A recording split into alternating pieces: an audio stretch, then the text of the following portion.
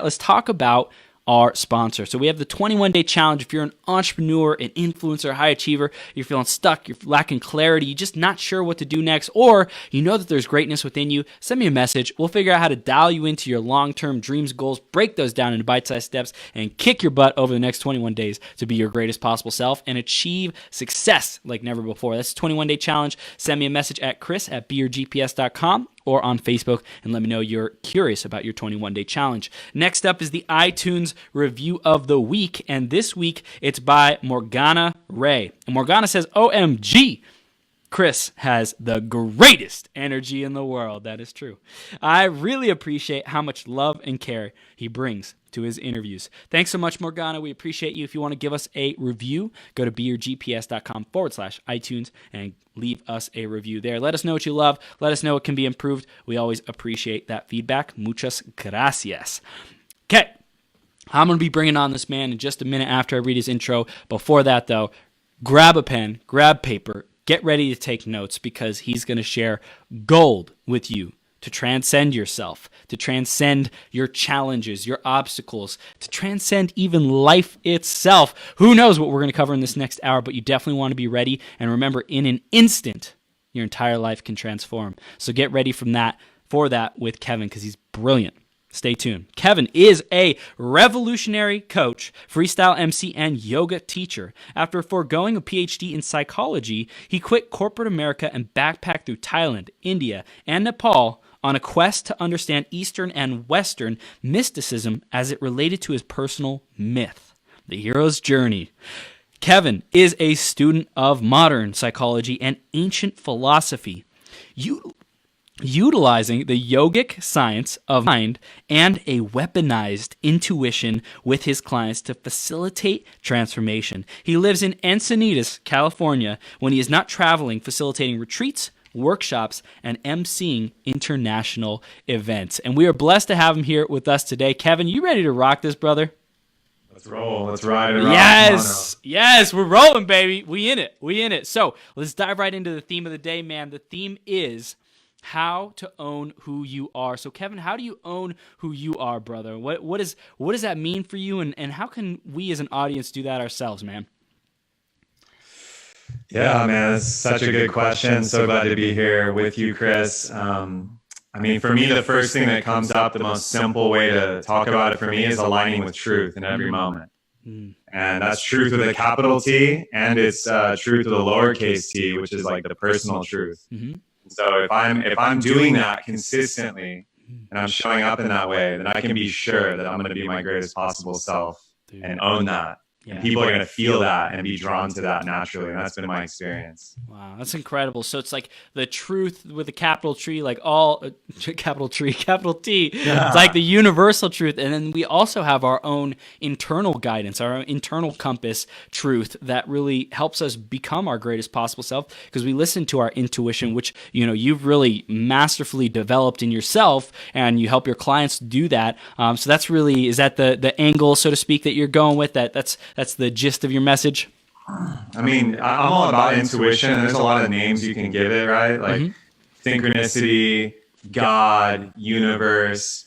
And this is the way I think about it, Chris. It's like there's the linear mind, right? Like, okay, A to B goes to C, and I can get this way with my business by building. That's beautiful. That's great. We got that. Right. The intuition is quantum. It's non-linear. So you can go from A to Z in 1 second and skip the steps in between. Damn. And 100x your health, wealth, vitality, relationships. And that's been my experience. And it's scary. It's not for everyone because you have to do a lot of trusting in events and people and situations that the logical, rational, linear path would never choose. Wow.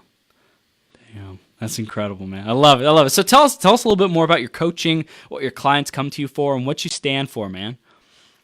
Yeah. I mean, I started out coaching about 3 years ago, just taking on like personal clients, doing a lot of like routine, ritual, and, you know, like lifestyle design. That's where I got really started. Now I've been transitioning, especially with some of my best clients, my higher tier clients, you know, into radically upgrading how they listen to intuition and how they follow synchronicity in their life. And it mainly, I work in like 3 main buckets, you know, health, mind-body mastery. So whether that's diet, whether that's fasting, whether that's nutrition, whether that's movement, that's a big piece because that's like the ground floor, right? So we got to build from that. You can't do all the big dreams. You can't own the business until you have energy. And how do you get energy? You take care of your body temple. That's right. So that's a big one that's ever present. That's where I started in. You know, I came out of the health and wellness industry. I did yoga. I went through all that. The next one is wealth. And that ties into both finances, purpose, and mission in the world. So I've taken clients from, you know, zero, where they're either broke or they, you know, are in a slump to their first client in their own business. And I've taken clients that have gone out of corporate America, out of their mainstream job that was soul sucking them, even though they had the money, into their own creativity and their own, you know, entrepreneurship, which is the most, I love that. It's one of the most rewarding things for me. It's freeing people. The other one, what's up? It's freeing people. Yeah. Breaking the shackles of like the have tos. You know, I have to because I have bills, or I have to. And then they find out on the other side of fear, you don't have to. You can actually create. Creation, baby. Creation. That's it. And then like the third bucket, which I've really started to step into this past year, is relationships. Ooh. So whether that's romantic relationships, which, you know, I've spent a lot of my lifetime in relationships, studying it. And, you know, I've taken on my first couples now this past year as clients, because it's not just romantic relationships, it's also your tribe, like tribe building. Like, you know that you are the sum of the 5 people you spend the most time with. So designing your community as well as your lover is everything. And that's actually the area I would say there's the most quantum growth in. Because if you're not around people that are givers, and you're not around people that want you to win legitimately, you're in hot water. Period. Yeah. It's true, man. And I love how you said lover there. I think there's a stigma about the term lover. And me and my girlfriend, we call ourselves lovers, right? And it's like, you know, women, it's easier to say that, but men, if you say lover, then it's there's a connotation in society that there's like a plurality of lovers, and it's like really you get to design and create that lover that you're like, you get to pour yourself and your soul into. You know, if that's what works for you. Some people, you know, monogamy. Some people polygamy, so it's like whatever works for you. But I know for me, it's like the one woman who I want to pour myself into, and who's also going to pour back into me, so that we both grow and like spiral up into our greatness. You know, that's it. That's the ideal. It's like if you create a situation with 2 sovereign people, it's all about sovereignty. That's that's probably the core value I work with clients and relationships. Is you got to establish sovereignty, and then you can become inner sovereign. But if one person's sovereign and one person's dependent, you got some wild energy. So ideally, if one person's sovereign and then they meet another person that's sovereign and they're givers and they're creators, then if you give to each other, it starts overflowing into this amazing third thing that we call a relationship. Yeah. You know, I had to, we both, me and my girlfriend, we had to like start off by saying, I'm great on my own. And I really love you. You're amazing. You're great on your own, and you really love me. And we don't need each other, and it just takes this thing to the whole freaking next level, right? So in just really representing ourselves to that, I'm sure you've experienced that in the couples work that you've done too, to remind them that like, hey, you on your own, you are your own sovereign human being, your own sovereign creator. So really own that power. And you know, really embrace that, and remember what you're able to give and contribute to a significant other, so to speak, so that you guys can thrive together and create even more impact and fun and harmony and love. I totally. And that's like the recipe for me. Now, I got a disclaimer here. You know, I'm a student. I have not figured this out in my own romantic life at all, and I would never claim that. But I have learned a lot of tools, techniques, and hacks that have a lot of effectiveness. And that's kind of the fabled recipe for the power couple. If you have an actual power couple of 2 sovereign people that are creating, they create a field that then can ripple out into the community. So the other people are going to see that. They're going to want to do business with you. They're going to want to be friends with you. They're going to want to create with you. And I think there's so many people, especially in the conscious community, whatever that means. You know, this is one of the goals. This is one of the explicit goals that a lot of people have. And I think, man, if you can actually set it up that way and then stay in connection even through thick and thin, the dividends are just massive. 100%, man. 100%. Kevin, this is awesome. I love the conversation. Got me, jiving on this. So let's go back into the journey, man. How did you get here? What was the path of traveling and adventuring and really figuring out who the heck you are and like becoming this powerhouse coach and speaker and influencer today who's freeing people from those shackles? Like, what was that journey like, man? What were some of the challenges? Yeah, thanks for asking, Chris. I mean, I'm a good old cowboy from Texas. I grew up in Texas. It's hard to believe now, but I came up a very shy and imaginative boy. I loved to read. I was obsessed with gaming, both video gaming, board games, all that. And so I got way into that. And then I found, okay, I don't like math, but I'm really good at speaking and language. My English teachers love me. So I was dead set going to university to be a lawyer. I started out in political science. Wow. And I was like, oh, I'm going to be an attorney. I'm going to be an ace. And then I took my first psychology class. I switched majors instantly. Wow. And went down the path of psychology. And I was just like, this is my great love. And then I also majored in philosophy because I was like, oh, we can't have psychology if we don't put it in context of philosophy. And, this built and to the point where I was applying to grad school. I wanted to do PhD in social and evolutionary psychology. I was studying like primate mating. I was studying social media, actually. Wow. And I was studying how space and like spatial relationships shapes romance, business, and well-being, like all this stuff in labs. And then I had like a breaking point, panic attacks, insomnia. Wow. I was fucked up. I was drinking a lot, and then I injured myself. I actually went over my handlebars. This is in Austin, Texas, and broke my right hand and thumb. I couldn't even write. On a bike or? Yeah, on a bike. Okay. Like an idiot, I was on a racing bike and I just was pedaling too fast and slammed the brakes and went over the top. Wow. And so that injury, incapacitated me to write, which I was a writer. I wanted to be an author at the time. And that was a rude awakening. And I realized in that moment that I'm not going to grad school. I'm not going to go into debt and follow all these rules. Wow. I quit my job. I left Texas. I went to California and just opened myself up to a whole new world. Meditation, to yoga, to Qigong. I started practicing a lot of Qigong at the time, a lot of yoga. And then I got my first big boy job. I was working at the university, not corporate, but academic, corporate level, administration. And I was making more money than I ever had, but I was more miserable than I'd ever been, even worse than Texas. And so long story short, I quit that job. I free-falled. I jumped off the cliff. I bought a one-way ticket to Bangkok and then, spent 8 months backpacking through Southeast Asia to Malaysia, India, Nepal. And there I did my yoga training in the west coast of India, hiked to the Himalayas. And then came back to the States, and that's when Mystic was founded. Shout out to Ryan and Jordan. I know Jordan's been on here. Yeah, Ryan's coming on too. Yeah, funk yeah. Make the around the horn, the triple play. And that's when I got into retreats. I started studying, ecstatic dance, yoga, coaching, breath work. I started training myself in language, studying the work of Brad Blend, radical honesty, authentic relating, and NLP.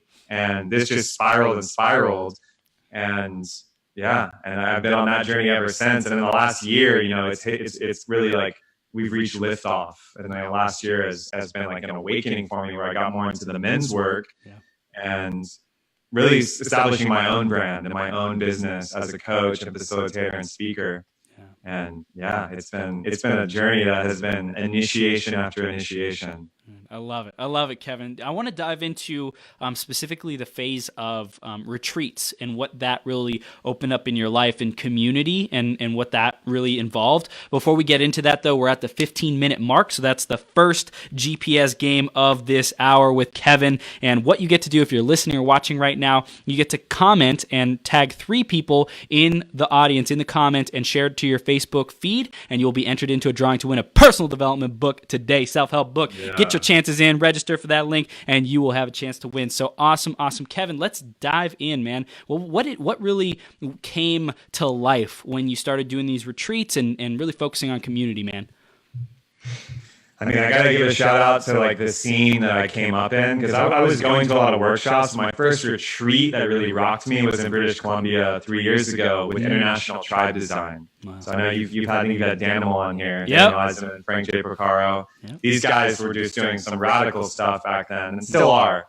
But yeah, going to that retreat, 2 things happened. One, I got to show up just me in a way I'd never shown up, full power, like speaking powerfully, leading powerfully, you know, doing music, like a way I had never shown up. That retreat gave me a platform. So that's the first thing I'd say about retreats is, you know, they may not seem like the ROI is clear when you're going to one because it's an investment. And I didn't have the money, but I trusted so much. I was just like, fuck it, this is happening. Yeah. And it gave me a platform to see myself in my gifts that I'd never seen before. And then number two was the community. So when other people are seeing you and your genius, maybe for the first time, and giving you raw feedback and telling the truth, and you're playing these relating games and you're meditating and you're in a wilderness scenario, and like, you know, we were swimming in like glacial lakes, and you know, it was like paradise. It was like living in a movie. And some of those people, you know, even today are my best friends, my business partners, my clients. And you really can't underestimate the power of tribe, Chris. That's what it comes down to. And retreats are a way to do it on a huge scale. Wow. That's amazing. So it's like really you got to go to these different environments which stimulated you. You got to do different activities. Like really I hear breaking out of the norm and reminding yourself about who you really are and having a space to kind of redefine that. It's like, hey, let's set up this sandbox and find out who I really am and have me come to life. And it's like you really found yourself through that process and really brought yourself to life. Like sandbox is a great way to describe it because, you know, at the time I was teaching private clients in LA. I was a yoga teacher, you know, fresh off the boat from India. And I was also working for a pretty high profile nutrition company. I was doing sales for them and going to all these events, but I was stressed out, you know, I wasn't financially free yet.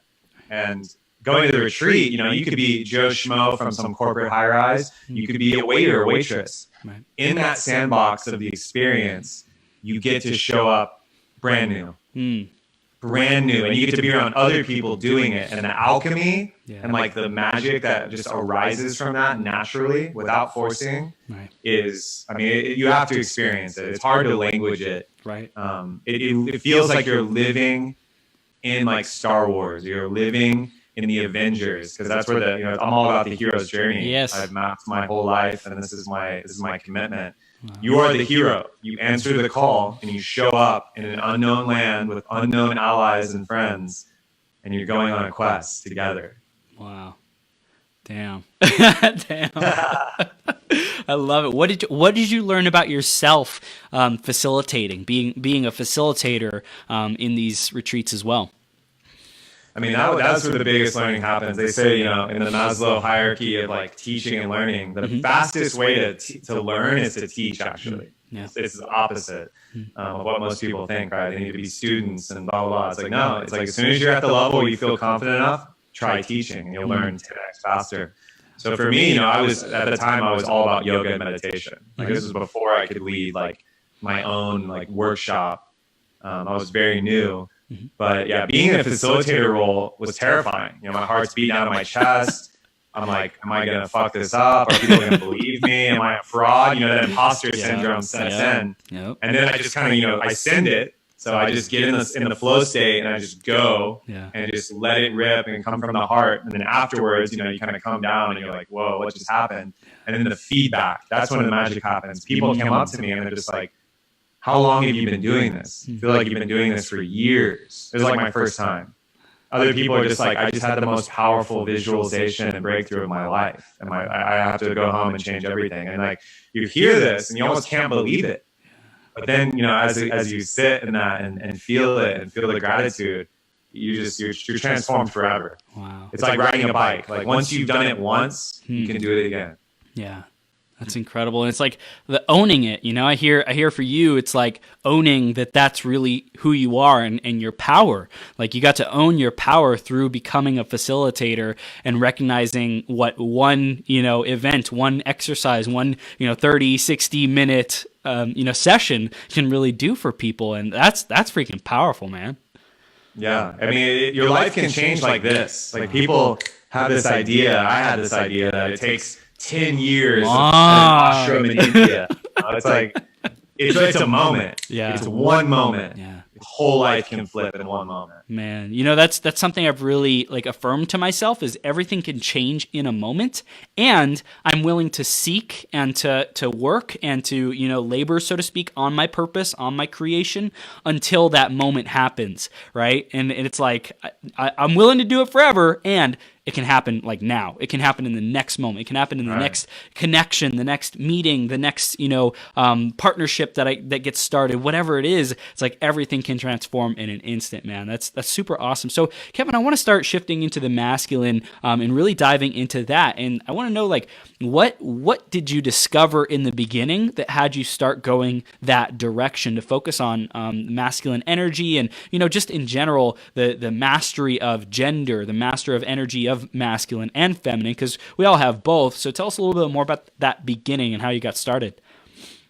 Yeah, I mean, I'm asking myself this question because it really chose me. It's not like I set out and I was like, I'm going to do men's work, or I'm going to go into masculinity and the ideas and concepts and embodiment.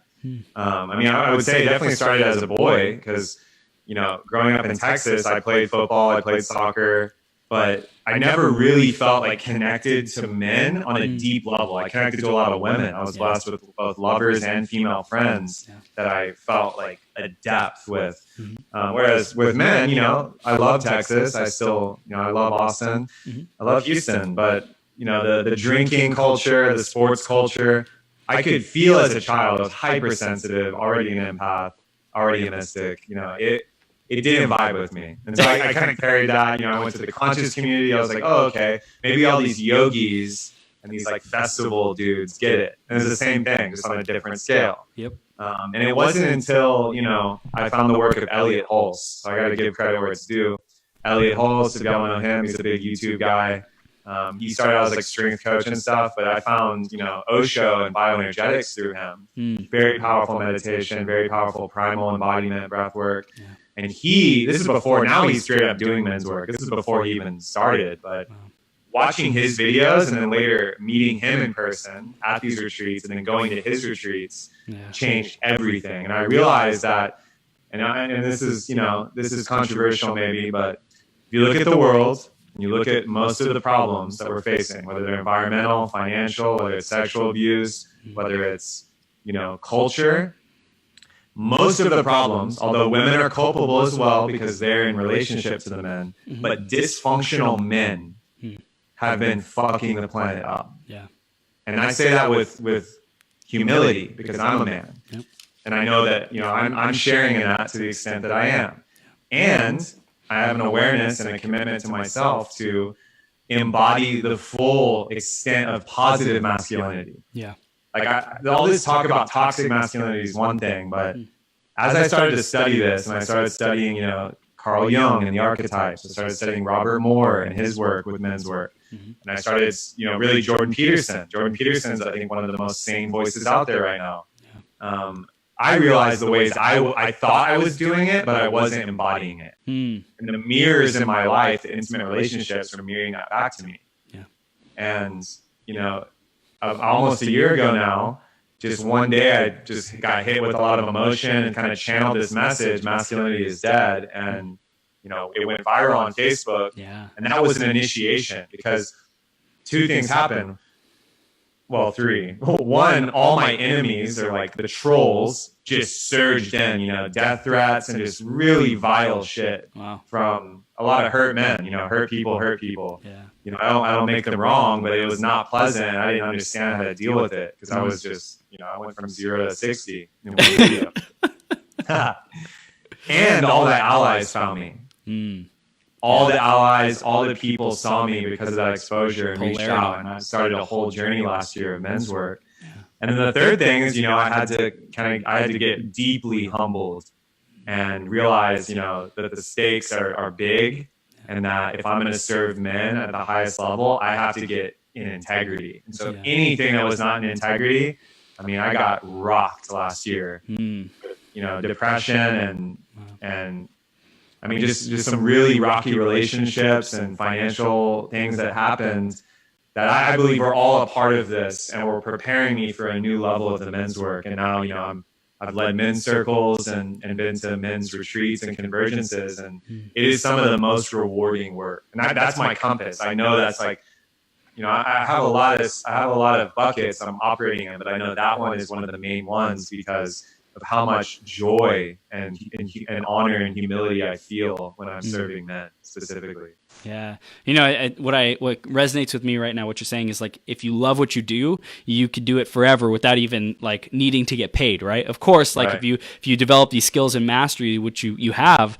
like, then you deserve to get paid because you're helping out people who are a couple steps behind you or who are getting started on the journey or whatever else it might be. And I think diving into what it means to be a man, like, if men aren't excited about that, it means that they're like afraid of it. It means that they're like, they haven't made the decision to really confront their demons and do whatever it takes to master themselves. And I really acknowledge you, Kevin, for making that decision to master yourself and go deep and get yourself back into integrity, so to speak, with like the things that were out of integrity. Because a lot of people have these incompletes and stuff in their life that is like just, they're dragging it, like so much weight, so much pain, so much guilt, so much shame. It's like, go get that shit complete so you can be free to just be and be present.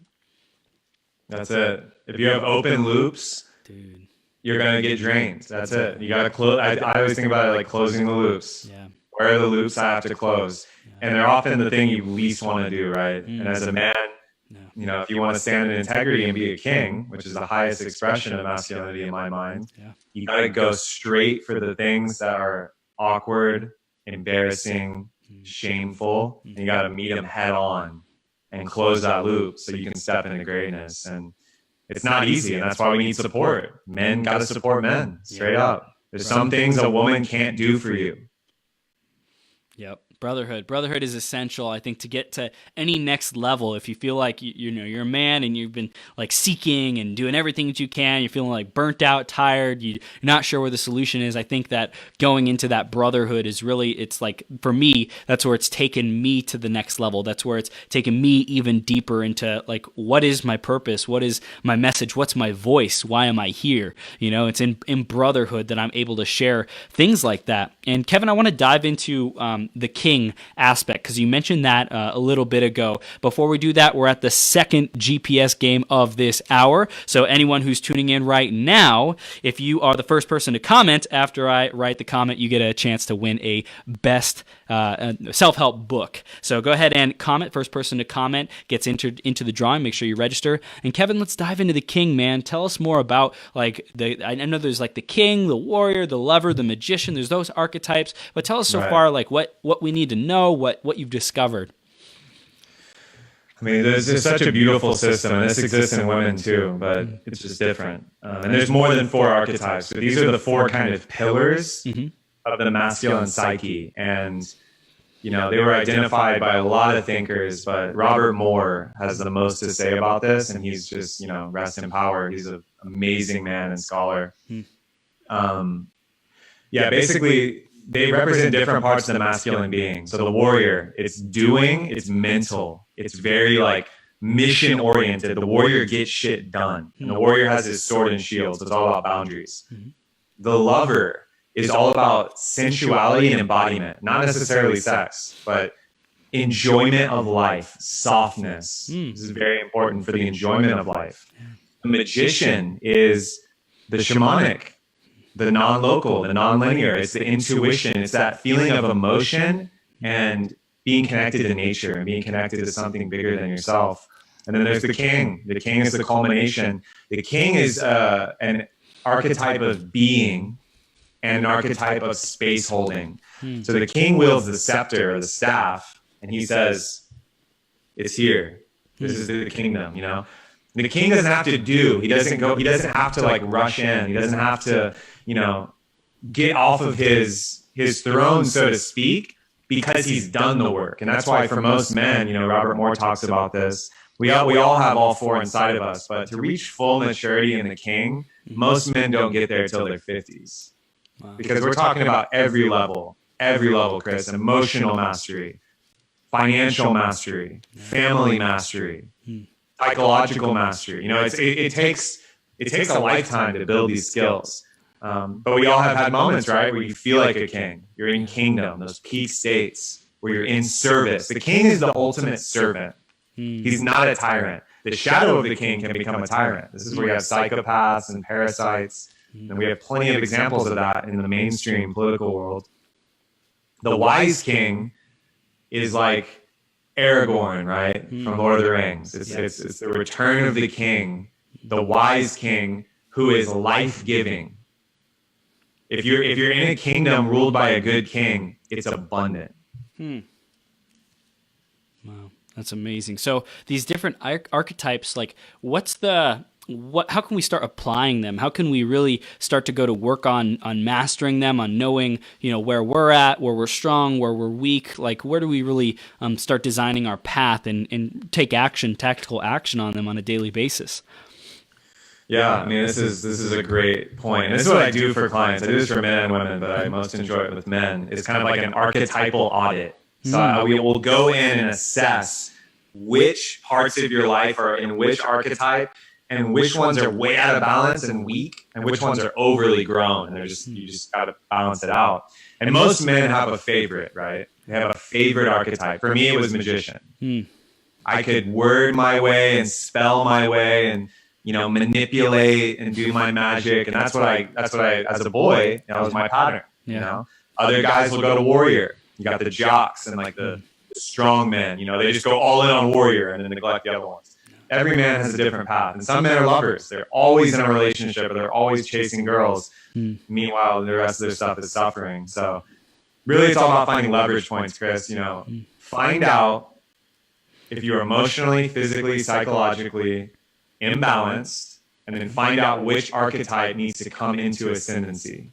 So, for example, if you're super spiritual but you're broke, well, you got to stop asking to sleep on the couch and activate your warrior. You need to go out into the world and do some shit. You need to go after your dreams, set boundaries, set goals. And then on the other side, you got the guy in corporate or in the tech world who has a lot of money. Meanwhile, he can't get a date because he's in his head and he's trapped, and yet his lover and his physical body, his physicality is locked and it's shut down. So he'll need to go into the lover. Or you have someone who, is some mix of the other archetypes, but is completely disconnected from intuition. They're living in the mind, and they're trapped in the mind. So there's a lot of fear, there's a lot of scarcity.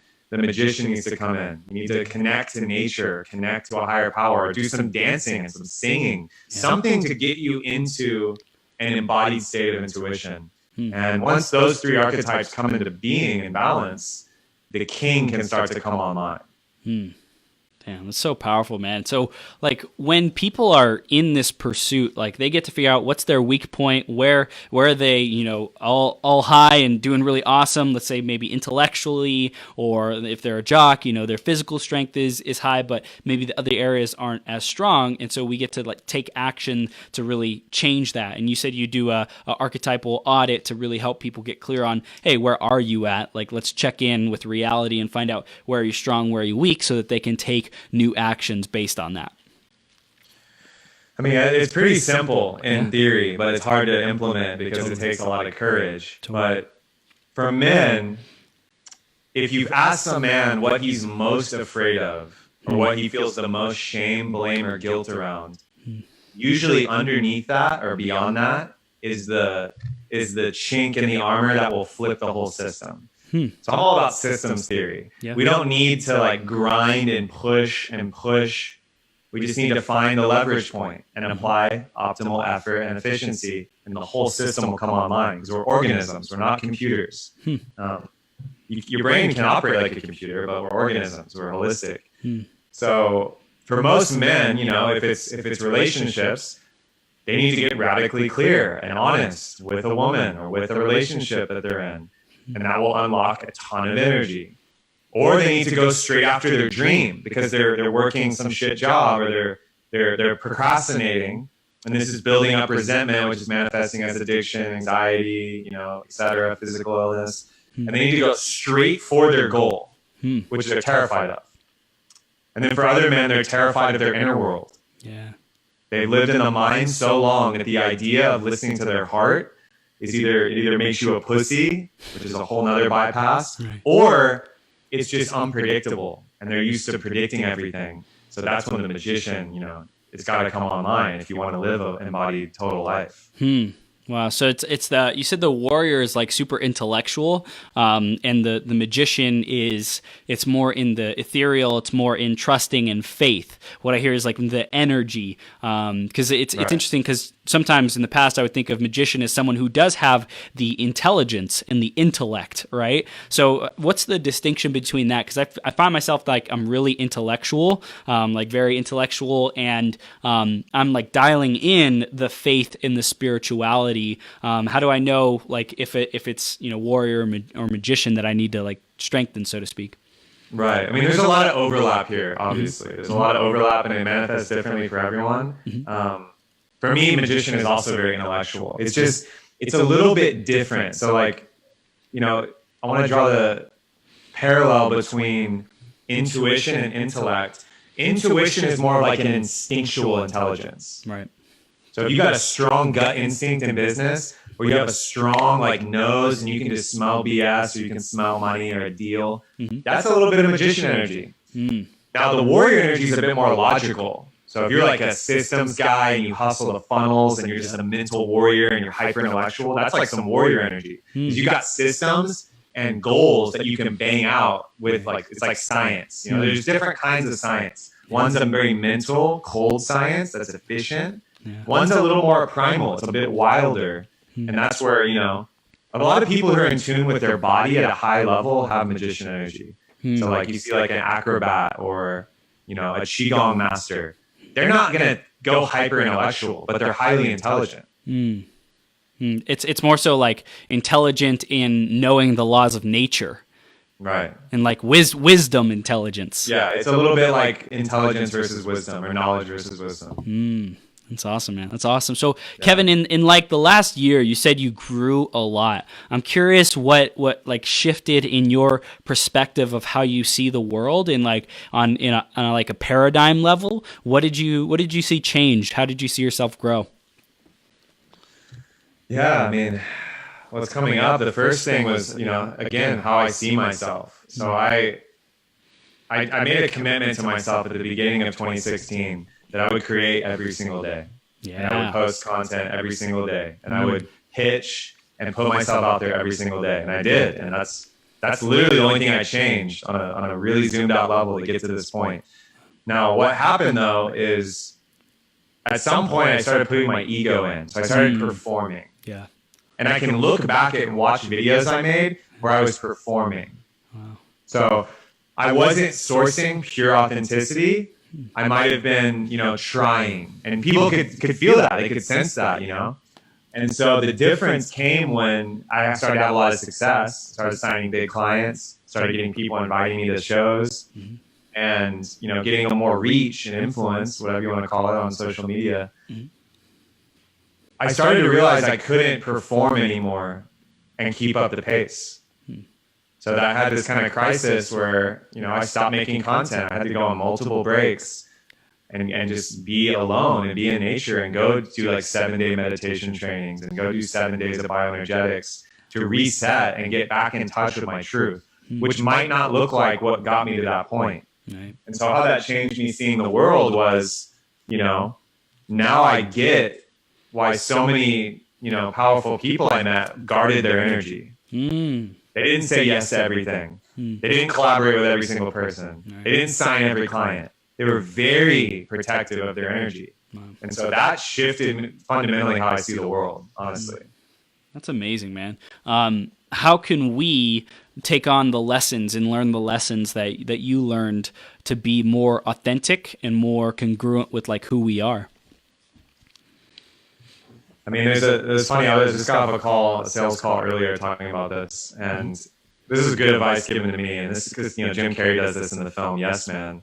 If you're starting out and you don't have momentum and you're new, you want to be visible, you want to be seen, and you're gonna have to say yes a lot. Maybe you have to take trades, and maybe you have to do stuff for free, but you're just gonna say yes to get in the game. And I wish someone had told me this, because I was resistant to this for a while. And you're going to have to say yes until you gain self-knowledge and experience and kind of like sharpen your blade, and then realize what you are really good at and get radically honest. Maybe it's not what you thought it was. And then you got to start saying no. You got to start saying no to anything that's not a fuck yes. And that's what I teach now. Is like, if it's not a fuck yes, it's a fuck no. And that's really painful if you're used to being a yes man and you're used to people pleasing, which people pleasing I think is one of the #1 addictions in the world. Saying no will open up a lot more quality opportunities for you in business, in love, in your own self. Wow, that's incredible, man. In 2019, what do you see are your big focuses or big areas of growth for this year? Yeah, 2019, I did a post the other day. 2018 was an awakening for me. It was felt like a one big initiation. And I learned more in 2018 than the previous 10 years combined. 2019 for me is about kingdom and about systems and about organization and about actualizing the foundations of my vision. And, that's business, that's my tribe, that's my art and my content, where that's going. And I see 2019, now that I have a lot of this experience under my belt, I can see all the ways that I can create abundance from a place of flow and not grinding. Because I had to grind to get where I got in 2018, straight up. And that's a part of the journey. Yep. There's nothing wrong with it. Yep. It's like Maslow's hierarchy of needs. You have to learn how to survive first and be willing to do whatever it takes as long as it takes to survive. And then it's like, okay, I did that. Don't need to do that anymore. Let's do something a little more efficient. Right. It's a way to gain knowledge. You gotta like take your licks and understand what doesn't work first a lot of the time. And that's what that yes phase is about. Once you're saying yes to a lot of opportunities, you'll quickly, if you're tuning in, find out what isn't working for you. Man, that's powerful, man. I want to talk a little bit more about your like self-care, because I know that's something super important. I want to dive into that in a second, especially for men who might be listening. Before we do that, though, we're at the third GPS game, and we want to hear your biggest takeaway. If you're in the audience right now on Facebook, type in your biggest takeaway. The person with the best takeaway, I will choose the winner. We'll have a chance to win that self-help book for the day. So go ahead and write that in the comments. And Kevin, let's dive in, man. Self-care, your personal routines that you're finding are working for you. Tell us a little bit about that, man. Well, I'm back on the theme of guarding your energy. I've learned the hard way the importance of routine and ritual. Ritual's everything. Like, I'm a big practitioner of Tantra, and Tantra isn't just sex. Tantra is a way to ritualize reality. It's a way to embody reality in your consciousness in a very intentional way. So for self-care, it's pretty simple. The first 20 minutes after you wake up are the most important minutes of the day, because your brain is in an alpha wave state. And there's plenty of science now that's coming out about this. This isn't even woo-woo anymore. Your brain is highly impressionable and trainable. And your entire day is going to grow from that seed. So this is why morning routines have become, a fad, even among like Wall Street, because if you get in cold water, if you do breath work, if you meditate, if you exercise, if you hydrate, there's all these different techniques. It doesn't really matter what you do. What matters is that you do something to create an optimal state of energy and inspiration in your body, not just in your head. Not just like, oh, I like the idea of this, in your body. And then you start your day. And when people say, it's funny, like someone, like I think today or yesterday, I was posting about morning routines, and they're like, well, I have a job, I don't have time for that. It's like, well, there's your answer right there. You have a job you don't enjoy that is taking your time because you're not willing to invest your own time to power up before you start your day. Just shows where people's priorities are. It's like where you put your time, where you invest your time. That's like what you prioritize. That's what's important to you. So obviously, growth, abundance, leveling up, transcendence, whatever we want to call it, like that's not important to you, because if it is, you'll find a way. Exactly. That means waking up an hour earlier, going to bed an hour earlier. Yeah. That's real. That's real. Like, the 4 a.m. club, I've never stayed there for more than like a few days. But, like, that's what it takes. That's what it takes. And there's a switch that happens too, Chris, that's important. Because I think for a lot of men, self-care goes out the window because it's like all about the hustle. Right. Maybe they hit the gym, maybe they drink a smoothie, but it's like, I just got to get in the office and hustle. And respect to that hustle energy. It's awesome. Right. But self-care can look like getting a massage. It can look like a float tank. It can look like fasting. It can look like meditating. It can look like walking in nature. And it's not clear how that can help your ROI and your efficiency, but it does. Because, for example, if you're a racehorse and you want to compete the best in the race, are you going to stay up late with that racehorse and feed it garbage food? Are you going to stress it out? Are you going to make it be super cold or super hot? No. You're going to get that racehorse a massage. You're going to give it the best quality food. You're going to protect it so it can perform. And it's the same thing with your body and mind if you want to be an entrepreneur or if you just want to perform as a, lover, businessman, father, brother, whatever. Like, it's really just like in business, it's like pay yourself first. You always hear that. It's like pay yourself first before your debt. Yep. Well, what are you doing with your energy and time and your routines? It's the same thing. Yeah, dude, it's so powerful.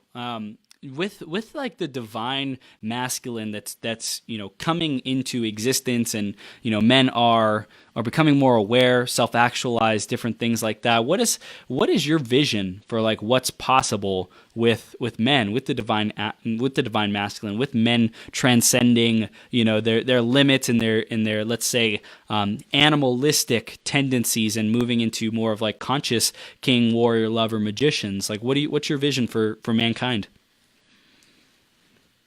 I mean, it really boils down to we don't have to lose anything. A lot of people are like divine masculine, embodying the feminine. I don't want to be like a woman. It's like it's all wrong. That's old paradigm shit. You're becoming more of a man. Yeah. What you see in the mainstream in masculine culture in the West, especially in the US, it's like suck it up, rub some dirt in it, and perform. And don't touch other men, that's gay. And don't talk about your emotions, that's weak. It's exactly the opposite. When you don't emotionally express and when you don't connect with other men meaningfully, it manifests as addiction, as depression, as suicide, and violence against women and children and other men. And that there's overwhelming evidence for this. Turn on the news. This isn't like a it's not like we have to like, well, what's the problem? We can see the problem. The solution is for men to become vulnerable and stand in their power. Because there's the opposite reaction, which you see in the yoga dude world, which I was this guy, where you collapse. You get too vulnerable and you collapse. We don't want to collapse. We want to stand firm. Yeah. We want to stand erect in our masculine power, while being open to being humbled by nature, by the feminine, and going deep with other men. That's powerful, man. And something I heard before is like, if you are kind of like just sitting around praying, journaling, affirming, declaring, then you're probably strong in your feminine. It's like that aspect of the magician is kind of like the feminine, right? And if you're out there and you're grinding and you're working your ass off and like you're not really fulfilled and you're not really inspired and feel like you're being purposeful and love life, then you're probably too much in the masculine. Would you say that that's a kind of an accurate view of where you're at as well? Totally. And there's a balance point, Yeah. There's a balance point. And this is where that self-care can come in really strongly. This is also where like a powerful relationship to the feminine is important, whether that's your partner or whether that's your friend or whether that's nature. I think a lot of men just need to get into nature. Nature will teach you everything. You just are receptive enough. Man, what's a way to approach nature in a humble way? Like, how would you recommend for men to approach nature in a humble, student, learning, open way? I mean, this is the age-old recipe, right? Go to any book, go to the Bible, go to the Tao Te Ching, go to the Vedas. This is the age-old recipe. Go into nature alone and listen. That's all you got to do. it's beautiful to go mountain biking, go climb a mountain, or like go kayaking. I love all that stuff. But that's different. That's different. This is walking on a forest path and looking at nature, watching the birds, watching the insects, smelling the air, feeling the bark. This is going onto a mountain and sitting with yourself and listening to yourself and your inner world, but also listening to the outer world. If you do this enough and you really commit, a lot will happen for you. And so it's like really opening yourself up to nature and receiving, right? Masculine's a very pointed, directed energy. And for men who want to reconnect to their feminine or reconnect to nature, the world, the universe, like become a receiver. And, something else that comes to mind is being able to receive self-celebration, right? Like celebrate yourself, be like, man, I'm so grateful. Like fill yourself with gratitude, fill yourself with appreciation and celebration that you're on the right track. It's like that love. Give yourself that love so that you can receive it even more from nature too. That's a great point. Yeah, it's like if you can't celebrate yourself or receive compliments, I know a lot of men, myself included, it's like we don't want to receive that. We're just like, yeah, I just want to keep hustling. But that's where you get burnt out. If you're not enjoying it and the journey, that's where you get burnt out.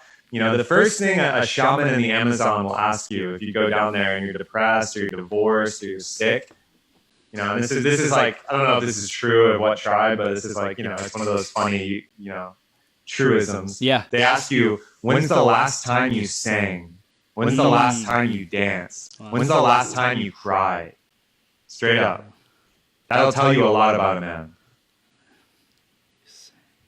You sang, you danced, and you cried. I love it. I love it, dude. And I think that those are like such powerful, visceral emotions that men, aren't tapped into. The singing, the self-expression, the voice, right? The dancing, it's more self-expression, more freedom, really training your body, right? Freeing your body from the shackles of being a rigid man. Like I think so many people made masculinity mean be rigid, be stoic, be like, unmovable, be the rock. It's like, well, yeah, there's a time and a place for that. And there's a time and a place to invite in the flow, invite in the energy of the water, of the feminine. And then also to cry, like that's that emotional freedom to really free yourself and be self-expressed all the time. It's beautiful, man.